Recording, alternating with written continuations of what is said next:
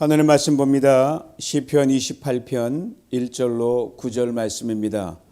시편 28편 1절로 9절 말씀 제가 지금 읽어드립니다. 여호와여, 내가 주께 부르짖으오니 나의 반석이여, 내게 귀를 막지 마소서. 주께서 내게 잠잠하시면 내가 무덤에 내려가는 자와 같을까 하나이다. 내가 주의 지성소를 향하여 나의 손을 들고 주께 부르짖을 때에 나의 간구하는 소리를 들으소서. 악인과 악을 행하는 자들과 함께 나를 끌어내지 마옵소서. 그들은 그 이웃에게 화평을 말하나 그들의 마음에는 악독이 있나이다.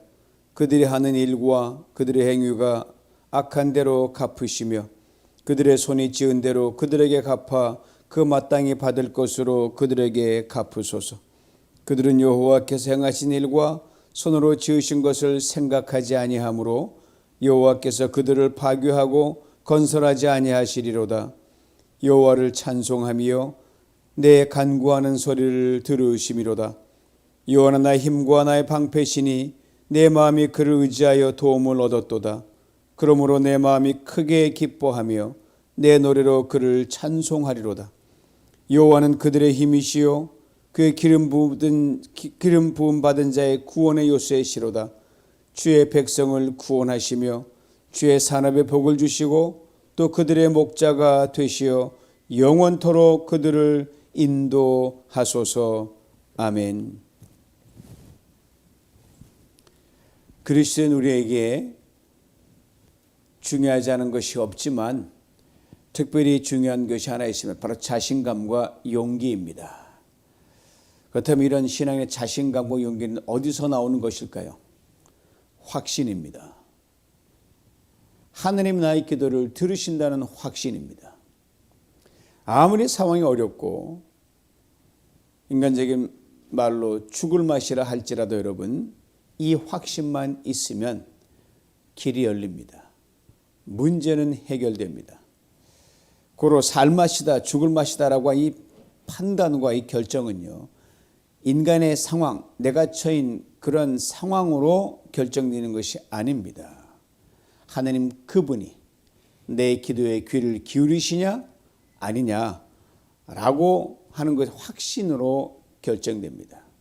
하나님 나의 기도를 들으신다는 걸 분명히 확신할 때 여러분, 어떤 상황에 우리는 살아날 수 있고 소망이 있습니다. 그렇지 않으면 정말 하루하루가 죽음입니다. 그렇다면 이런 확신을 얻기 위한 특별한 자격이 있는 것일까요? 대단한 사람만 확신을 가지고 살아가는 것일까요? 이 한 가지 요구되는 조건이 있습니다. 하나님과 나 사이에 그 어떤 것도 가로막힌 것이 있어서는 안 됩니다.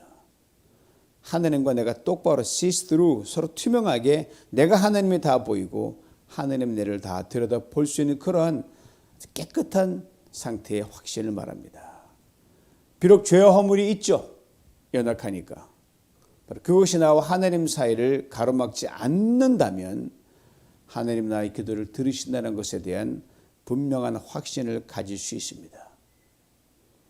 그러나 아무리 내가 상대적으로 의롭고 깨끗하고 내가 나름대로 잘 한다고 할지라도 교만하면 그것이 나와 하나님 사이를 가로막는 아주 엄청난 방해가 됩니다. 그러기 시편 51편 10절로 12절 이렇게 우리가 분명히 말해줍니다. 하나님이여, 내 속에 정한 마음을 창조하시고 내 안에 정직한 영을 새롭게 하옵소서. 나를 주 앞에서 쫓아내지 마시며 주의 성령을 내게서 거두지 마소서.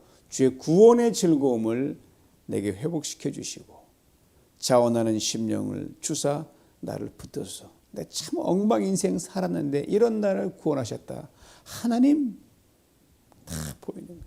내 존재로 나아갈 수 없지만 나를 인정해 주시고 그 하나님 감사해요. 가릴 것이 없고 숨길 것이 없고 있는 그대로 내 모습 그대로 하나님 나아갈 수 있다는 깨끗한 양심을 말합니다. 그리고 이렇게 놀라운 말씀으로 이어집니다.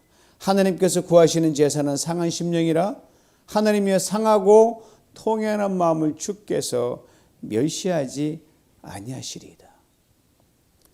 오늘 본문의 시인은 정말 죽을 정도로 힘든 상황에 놓여 있다고 이렇게 고백합니다. 여호와여, 내가 주께 부르짖으오니 나의 반석이여, 내게 귀를 막지 마소서. 주께서 내게 잠잠하시면 내가 무덤에 내려가는 자와 같을 것임이니이다. 하나님이 잠잠하시면 내가 무덤에 내려가는 자와 같다고 했습니다. 실제로 시인은 그 고백대로 어렵고 정말 곤비한 죽을 것만 같은 상황에 처해 있습니다. 바로 아들 압살롬의 반란으로 쫓겨나서 황급히 왕궁을 빠져나와 도망가고 있기 때문입니다. 울면서 도망가세요. 이 절박한 상황에 다윗이 부르짖는 겁니다. 그런데 하나님이 만약 이 절체절명의 상황에서 자신의 기도에 귀를 기울여 듣지 않으시면 압살롬의 반군을 위한 두려움과 공포보다 하나님의 그 잠잠하심에 견딜 수 없다는 거예요. 창과 칼과 수많은 군대가 와도 하나님이 내 기도를 듣는다는 확신만 있으면 이길 수 있겠는데 이것이 없으니까 정말 죽을 맛에 더 죽을 맛이 겹친다는 거예요. 그렇습니다. 신앙인의 가장 고통스러운 건 하나님의 침묵하심입니다.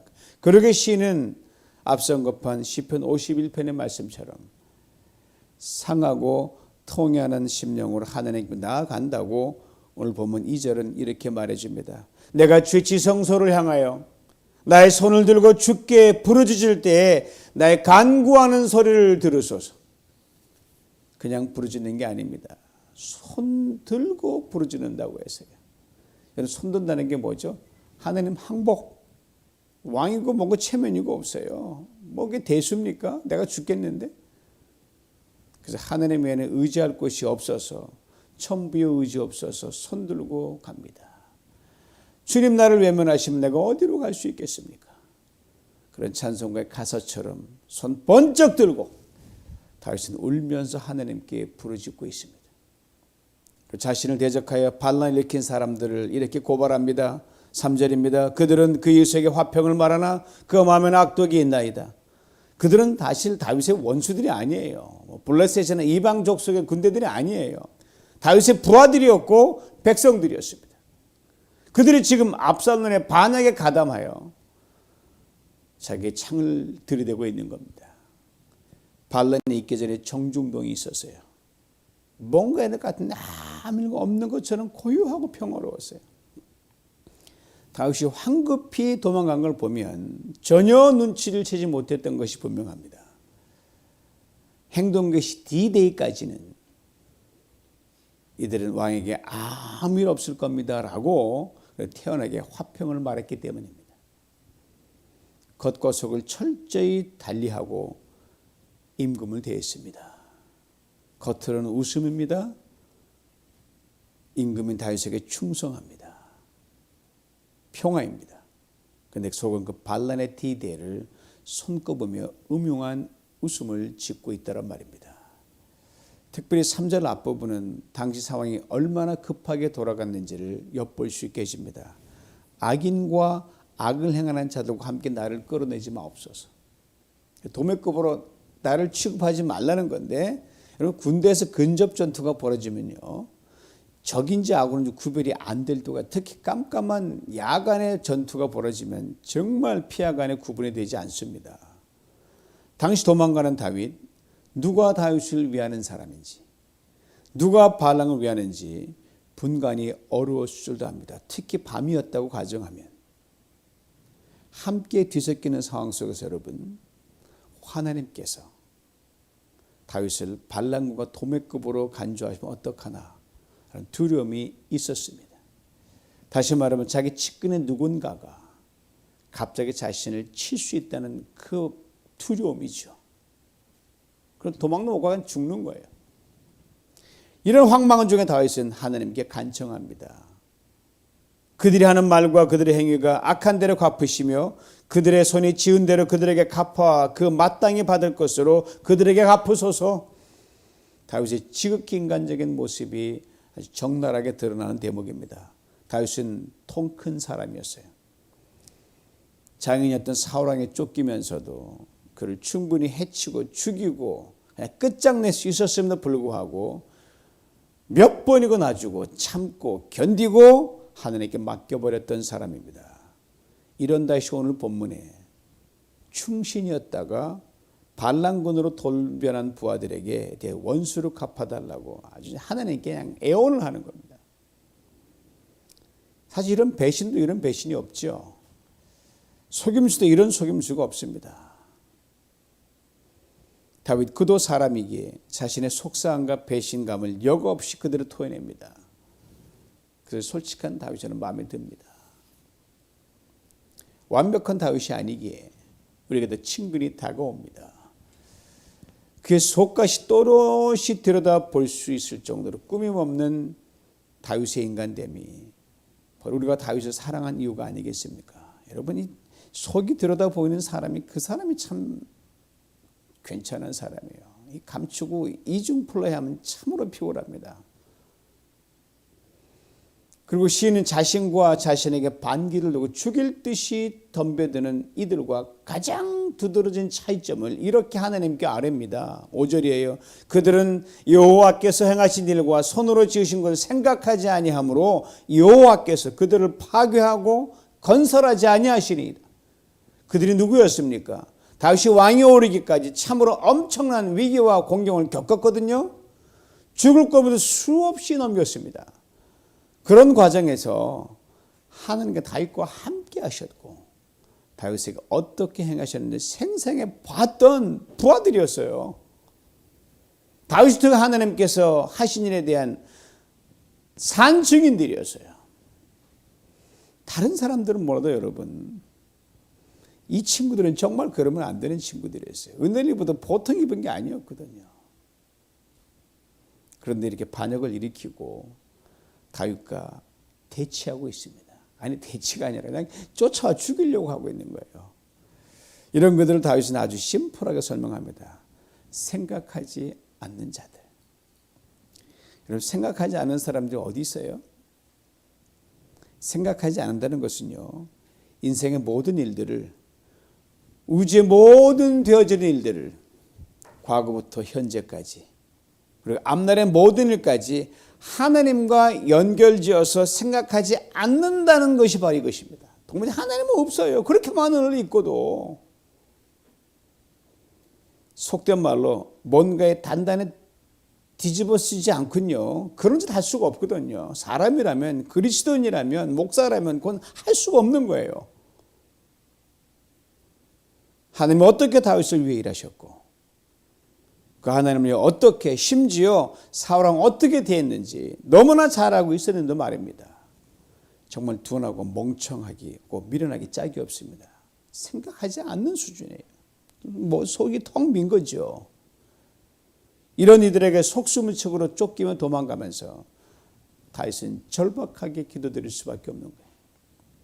1절을 다시 봅니다. 여호와여 내가 주께 부르짖으오니 나의 반석이요 내게 귀를 막지 마소서. 주께서 내게 잠잠하시면 내가 무덤에 내려가는 자와 같을까 하나이다. 다윗의 탄식을 통해 우리의 연약함을 다시 한번 보게 됩니다. 신앙생활하면서 우리 모두가 경험하는 연약한 모습이거든요. 자녀들을 키울 때 비슷한 상황이잖아요. 자녀들에게 우리가 가까이 가면 관심을 지나치게 쏟으면 저들은 왜 가까이 와서 내 삶에 내정에 참견하고 간섭하고 잔소리를 하냐고 야단 법석들이에요. 조금만 벌어지고 무관심해지면 왜 무관심하고 나를 돌아보지 않냐고 야단입니다. 하나님께도 우리의 모습이죠. 오늘 시편 28편이 여러분 여기에서 멈췄더라면 다윗은 원망의 사람이 되고 말았을 겁니다. 하나님 왜 이 와중에 잠잠하십니까? 전에 가까이 계시더니 저놈들 그냥 두시면 안 됩니다. 이런 거니까요. 불평의 사람이 되고 말았을 겁니다. 자신이 입은 피해와 억울함을 되갚게 혈안이 되어 있는 사람이 되고 말았을 겁니다. 그러나 다윗은 이 모든 탄식 속에서 신앙인의 본심을 자기 자리를 찾아가고 있습니다. 자신의 억울함을 이처럼 여과 없이 드러내고 있지만 거기에 멈추지 않았다는 겁니다. 그리고 모든 상황을 주도하시고 살피시고 간섭하시는 하나님 앞에 고개를 듭니다. 자신의 탄식을 찬양으로 바꾸어 올려드립니다. 그리고 하나님께서 귀를 닫고 계시는 것이 아니라고 고백하면서 하나님을 향한 자신의 신뢰와 믿음을 재천명합니다. 하나님께 자신의 기도와 탄식을 반드시 들으시고 응답하신다는 강한 확신을 외칩니다. 6절을 봅니다. 여호와를 찬송하며 내 간구하는 소리를 들으심이로다. 원문의 시제는 완료 시제입니다. 비록 눈물 날 정도로 속상하고 안타깝지만 눈물을 훔치고 다시 하나님이 이미 자신의 기도를 들으셨다고 노래하고 있습니다. 이것을 우리는 다윗으로부터 철저히 배워야 합니다. 힘들 때, 아플 때 눈물 흘리지 않는 사람 어디 있습니까? 자신의 원통함과 속상함을 때론 불평과 원망으로 잠시라도 내뿜지 않을 만큼 성인군자인 사람이 어디 그렇게 많나요? 거의 없죠. 그래도 불구하고 이내 곧 어느 정도 그 억울함을 발산하고 나면 하나님을 향한 진실되고 정직하고 변함없는 신뢰로 방향을 바꾸기에 늘 신속해야 됩니다. 다윗이 그랬거든요. 7절을 보면 앞서 1절부터 5절까지 그 절기와 탄식과 속상함이 언제 그렇냐 그러시듯이 하나님을 향한 철저한 자의고백에 꽉 차 있습니다. 어떻게 그렇게 싹 돌변할 수 있을까? 어떻게 이렇게 마음을 바꿀 수 있을까? 의아할 정도면 7절을 봅니다. 여호와는 나의 힘과 나의 방패시니 내 마음이 그를 의지해 도움을 얻었도다. 그러므로 내 마음이 크게 기뻐하며 내 노래로 그를 찬송하리로다. 이것이 바로 다윗과 우리의 다른 점입니다. 스포츠 경기 중계를 하다 보면 여러분 이런 해설을 들을 때 가끔 있죠. 우리 팀 지금 제정신은 좀 차려야 돼요. 정신을 가다듬고 공세 전에 좀 빨라질 필요가 있습니다. 상대팀을 한번 보세요. 정신을 공격하다가 몰아붙이면서도 재빨리 수비로 전환하잖아요. 공수전에 빠르잖아요. 우리 팀 공격 다 차단하고 있지 않습니까? 원망할 수 있습니다. 사람이니까. 불평하고 주저앉을 수 있습니다. 사람이니까요. 목사인 저도 뭐 예외가 되겠습니까? 하나님을 향하여 이렇게 솔직히 털어놓을 수 있습니다. 하나님, 왜 이런 상황에서 귀도 막고 눈도 감고 잠자코 계시는 겁니까? 나 지금 죽겠는데. 어느 순간 이 자기 변호, 자기 원망, 자기 불평, 속신에 털어놓은 것을 멈추고 얼른 감사로 찬양으로 전환하는 기민함이 다윗에겐 있었습니다. 7절은 시제가 과거도 있고 현재도 있고 완료 시제가 막 뒤섞여 있습니다. 혼재됩니다. 내 마음이 그를 의지한다는 것은 과거입니다. 이미 의지했다는 거예요. 저는 다윗이 그랬죠. 그리고 곰곰이 생각해 보니까 하나님 여전히 나를 돕고 계심을 깨닫고 있는 겁니다. 그래서 지금 어렵고 힘든 가운데서도 눈물이 아플 정도로 슬프지만 억울하지만 내 마음에 형언할 수 없는 기쁨이 솟아난다. 그래서 오히려 찬송을 부리라는 고백입니다. 분명히 1절 5절에서 보았듯이 당시 하나님은 침묵하십니다. 원수만 설쳐될 뿐입니다. 그러나 시인은 하나님을 믿습니다. 신뢰합니다. 그리고 적극적이고도 주도적으로 확신에 찬 고백을 하나님께 토해내고 있습니다. 7절의 고백에 담겨있는 다윗의 심령을 풀면 이렇게 될 것입니다. 주님이 힘들고 죽을 지경인 가운데서도 다시 주님을 부르며 찬양을 올려드립니다. 주님의 도움을 받은 것이 어디 하나 둘인가요? 무수히 많았고 지금도 있습니다. 이미 들으셨고 응답하셨습니다. 그러면서 시인은 자신의 고백 한 단계 더 레벨업합니다. 승화시킵니다. 8절이에요. 여호와는 그들의 힘이시요 그의 기름 부음 받은 자의 구원의 요새시로다. 시인의 고백과 믿음의 선포가 자신으로부터 공동체로 옮겨가고 있습니다. 자기로부터 타인으로 옮겨가고 있습니다. 그들의 힘이시오라고 했습니다. 여기서 그들이란 당시 다윗이 다스리던 이스라엘 백성들을 말합니다. 군주로서, 리더로서 마땅히 자기가 거느리고 다스린 사람들을 기억하고 그들의 아픔과 고통에 동참하는 모습입니다. 바로 팔로우들에게도 하나님의 은혜와 힘과 응답이 반드시 임하게 되기를 간절히 바라고 있습니다. 깝절한 반역 때문에 백성들이 얼마나 마음을 빼앗기고 고통을 당하고 속임을 당했는지 속상하면 속상하거든요. 나아가 그들이란 다윗 이후 오고 가는 모든 후대 세대를 총칭하기에 다윗과 함께 하신 하나님을 우리도 절대적으로 신뢰할 때 다윗이 받은 은혜와 축복을 누리게 된다는 것을 우리에게 일깨워주는 약속을 담고 있는 아주 귀하고 소중한 고백이요 노래요 시입니다. 그리고 마지막 구절에는 이미 자신은 온데간데 없습니다. 자기 눈물도 탄식도 고난도 더 이상 안중에 없습니다. 오로지 시인의 관심은 공동체의 안위뿐입니다. 다른 사람들의 아픔이 이제 먼저입니다. 그들의 기도 제목이 먼저입니다. 9절을 봅니다. 주의 백성을 구원하시며 주의 산업에 복을 주시고 또 그들의 목자가 되시어 영원토록 그들을 인도하소서. 네 가지 기도를 담고 있습니다. 첫째로 구원입니다. 지켜달라는 기도입니다. 다윗이 이런 고백을 한 적이 있어요. 사망 중에는 하나님 당신을 기억하는 사람이 없습니다. 그렇죠. 죽은 사람이 어떻게 하나님 당신께 찬양 올려드릴 수 있겠습니까? 그런 고백이거든요. 그의 말대로 지금 당장 급한 공경으로부터 이 백성을 팔로우들을 구원하여 주옵소서 이렇게 기도하고 있는 겁니다. 둘째로 복입니다.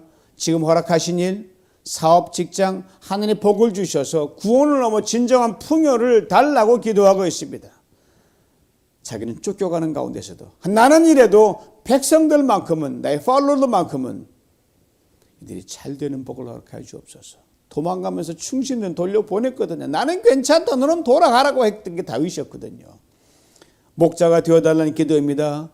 복도 중요합니다. 그러나 복의 근원의 하나님 주님이 친히 함께 계시길 기도하고 있습니다. 그래서 하나님이 분깃이 되는 인생 가장 복된 인생이죠. 없어지지 않는 복, 복의 근원이니까요. 그들을 영원토록 인도해 달라고 기도합니다. 자신이 잘 되고 안 되고 역시 안중이 없습니다. 오직 백성뿐입니다. 오직 자신의 팔로워들 뿐입니다. 버리들에게 하나님이 구원이 되시고 복이 되시고 분깃이 되심이 변함없기를 기도합니다. 끝까지 이어지기를 기도합니다. 내가 서는 것, 내가 잘되고 복받는 것 물론 중요하죠. 필요하지요. 그러나 남을 위해 먼저 구할 때 나의 기도를 몇 갑절의 은혜와 복으로 되돌려 주신다는 것 이것을 놓쳐서는 안 됩니다. 이 짧은 한 절의 말씀 속에 어쩜 이렇게 조직적이고도 귀한 기도를 담고 있는지 참으로 놀랍게만 합니다. 하나님 응답이 분명히 이미 있었다는 것을 알고 있지만 자기를 더 챙겨야 할 다급한 상황에서 다시 철저하게 백성을 먼저 팔로들을 먼저 생각하고 내가 이렇게 곤배하기 힘든데 이 백성들 얼마나 힘들까 이걸 간절히 기도하고 있더란 말입니다. 구원을 베푸소서 복을 내려주옵소서 목자가 되어 주옵소서 이들 아주 우뚝 세워 영원히 인도해 주옵소서. 사랑하는 성도 여러분 앞절의 말씀대로 하나님이 저와 여러분 우리에게 침묵할 때 분명 괴로운 건 사실입니다. 그러나 하나님이 침묵 중에서 여전히 우리의 기도를 들으십니다. 다른 것은 몰라도 이것 하나만은 가장 확실한 상수입니다. 그리고 하나님 나의 고통 중에 더 고통하시며 아파하시며 괴로워 계신다는 것을 꼭 기억할 수 있기를 원합니다. 나보다 하나님이 더 아파하고 더 힘들어하시고 더 괴로워하시고 더 고통 속에 계신다는 것을 훗날 2000년 전 그리고 우리 시대 그 아들 예수 그리스도를 통해서 분명히 보여준 것이 그 분명한 증거거든요.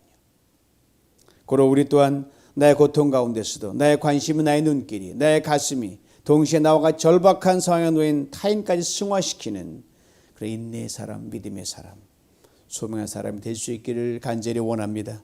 무엇보다도 정말 신실하게 사고자 애쓰는 교회 안과 밖의 성도님들을 위해 다윗처럼 그들의 절박한 상황에 구원을 베풀어 주옵소서.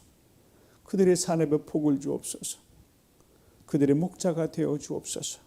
그들을 세워주시고 끝까지 함께해 주옵소서. 이 중보기도를 쉬지 않고 할 수 있기를 원합니다. 오늘 보면 1절에 무덤이란 단어가 나와요. 피트라고 하는 건데 깊은 웅덩이를 말하고 함정을 말하고 상대적으로 낮은 공간을 말합니다. 현실적으로 보면 내게 불리한 모든 상황을 일컫는 말이 바로 무덤이요 피트입니다. 재미있는 것은 오케스트라 연주하는 걸 보셨죠?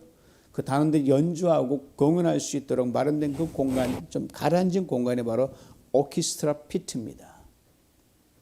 1절의 피트라는 단어와 오늘 본문 6절과 9절을 연결시켜 보면 다음과 같은 놀라운 약속이 됩니다. 여러분과 제가 절망의 웅덩이, 슬픔의 함정, 고통과 거짓, 겉과 속에 다른 황당한 현실의 기쁨에 팍 처해져 어디 소망이 있을까? 절망하고 있을 때 하나님 우리의 그 절대 불리한 현실의 웅덩이 피트를 하늘의 문이 열리고 하늘의 오케스트라 연주가 울려 퍼지는 은혜의 피트, 축복의 피트로 반드시 만들어 주신다는 약속입니다. 그렇습니다. 나의 고난과 역경과 견딜 수 없는 한계 상황은요, 하나님 나의 기도를 더 큰 소리로 들으신다는 확신의 근거입니다. 얼마나 역설적입니까? 하나님은 더욱 찬양하는 은혜의 피트입니다. 모두가 어려운 시기를 지나는 요즘입니다. 그런 중에 더 어렵고 힘든 시간을 지나는 분들이 계십니다. 가까이 멀리 계셔요. 그러나 하나님은 우리의 기도를 들으시고 응답하십니다. 그래서 분명히 믿고 확신하며 20절 힘차게 찬양 우리 모두가 될 수 있기를 간절히 원합니다. 하나님의 놀라운 구원을 보게 될 줄 믿습니다. 하나님의 귀한 복을 누리게 될 줄 믿습니다. 이 은혜를 어려운 가운데, 고난 가운데, 눈물 흘리는 가운데 반드시 받아 누리시길 주님의 이름으로 축원합니다. 전능하신 아버지 하나님, 하반기 6개월 처음 맞는 첫 토요 새벽 예배입니다. 많은 눈물이 있던 6개월을 보내고 다시 주 앞에 섭니다. 지금도 눈물을 흘립니다. 하나님 웅덩이처럼 가라앉아 있습니다. 사람들은 절망이라고 부르고 답답함이라고 부르고 될 것이 없는 실패의 공간으로 부르지만 이 공간을 주 앞에 찬양함으로 나가오니 아버지 하나님 우리의 모든 한계 상황 속에서 하늘이 열리고 저 하늘의 오케스트라 연주를 듣는 가운데 구원을 보게 하시고 우리 가운데 열리는 복을 누리며 하나님 우리의 분깃되는 역사를 보게 하여 주시옵소서. 예수님의 이름으로 기도하옵나이다. 아멘.